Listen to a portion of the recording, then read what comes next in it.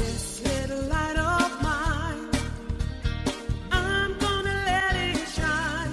Let it shine, let it shine, let it shine. Hi friends, I'm Carrie Jo, and this is Holy Chuckles Podcast. This is a space for honest faith, lived experiences, and shining a light in the places we've learned to hide. I'm not here to explain faith. I'm here to live it out loud. So take a breath and let's make room for what's real.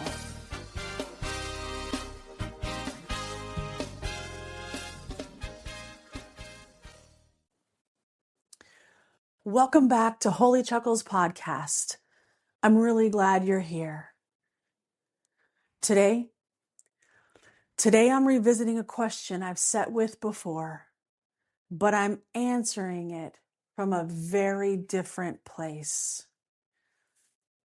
The reflective question I asked in episode 28, where in your life are you realizing that no one can do your healing for you, not spiritually, not physically, and that responsibility now rests in your hands? Not by blaming the pattern or where it came from, but by choosing what comes next. For me today, this isn't a polished answer. It's an honest one. And it's coming from right inside the middle of the work. It's not coming from the other side of the work or making it through this part of healing. It's coming from right in the middle. Where in my life am I realizing that no one else can do my healing, can do the work for me? If I have to answer that question honestly, I'm realizing it in how alone this part of healing is. I'm not talking about being abandoned or being unsupported. I'm talking about this part being unshared. In my healing, I've already said the words. I've already made my choices. And I've already drawn my lines. But what I wasn't prepared for, what I didn't know, and what I didn't count on was how quiet it gets after all that's been done. This part of my healing hasn't been dramatic. It hasn't been insightful in ways that makes me excited. Quite frankly, it really hasn't even been that spiritual. What this part right now that I'm dealing with, that I'm in the middle of, it's me not reaching for the people that used to regulate me. It's me not checking, not explaining, not asking for reassurance, not trying to be understood. It's me sitting with all my urges and not acting on any of them. It's me wanting relief, wanting distraction, wanting someone to tell me I'm right and that I'm doing this right and that everything's gonna be okay. And still choosing not to move, still choosing to sit right here in the most uncomfortable place I have been. Spiritually, this is where I feel God differently.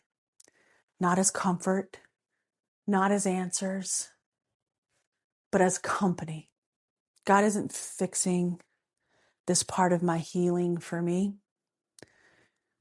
What God is doing, God is sitting with me while I don't fix it either. Because fixing it and not healing it has always been my problem. And understanding that has been the hardest thing for me. Physically, my body has made this unavoidable.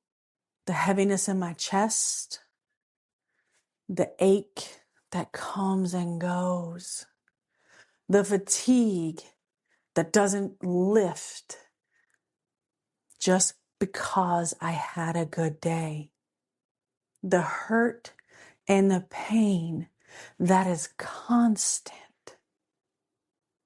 My nervous system, it isn't asking me to explain it. My nervous system is asking me to stay with the feelings, whatever they may be, to stay with the boundaries that I have set, and to stay with the losses. My nervous system is asking me to stay with all of these without turning it into meaning and without running. Because right now, where I am in my journey is the time when most people run. And I understand it because I have wanted to run. I understand it because I have wanted to turn back around and say, just joking, I don't want this anymore. Let me go back to what I used to know. But right here, right now, is where the responsibility for my healing actually lives.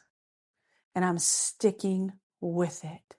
It lives right here, not in the big decisions, but in the restraint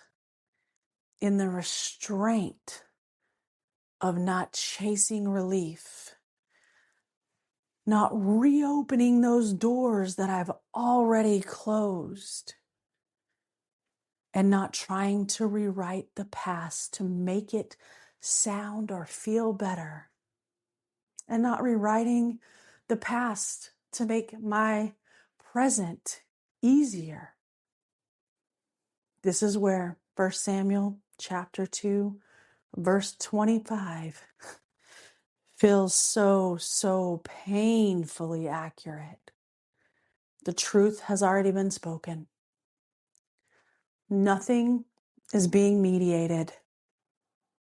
No one is stepping in. And it's not because God doesn't care. It's because this right here, this part cannot be done for me, not even by God. And believe me, I have begged, I have pleaded, I have been on my knees. But this is the part that only I can do.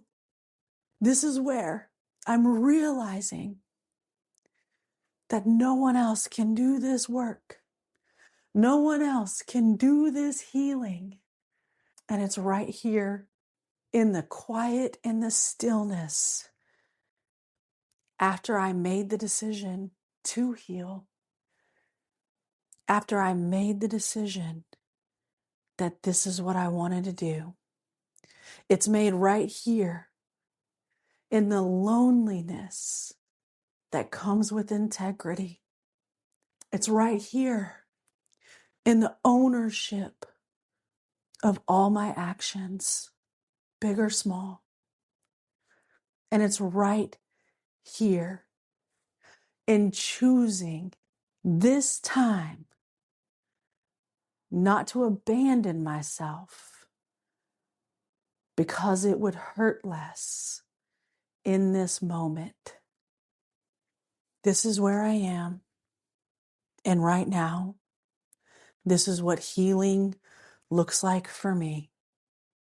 If this is the place you're in, where you understand the pattern, but you're still tired, still grieving, still learning how to stay and be with yourself, you're not behind.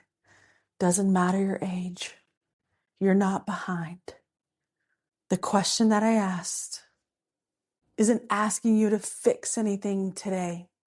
All it's asking is that you notice where the responsibility is resting right now, not with blame and certainly not with shame, but with presence, your willingness, because no one else can do this part for us. And man, it is hard. It is so hard. But I promise you, this is also where our power lives. And if I can keep going, you can keep going. So take a breath, let your body settle. And this time, trust that choosing yourself, even quietly, even imperfectly, counts.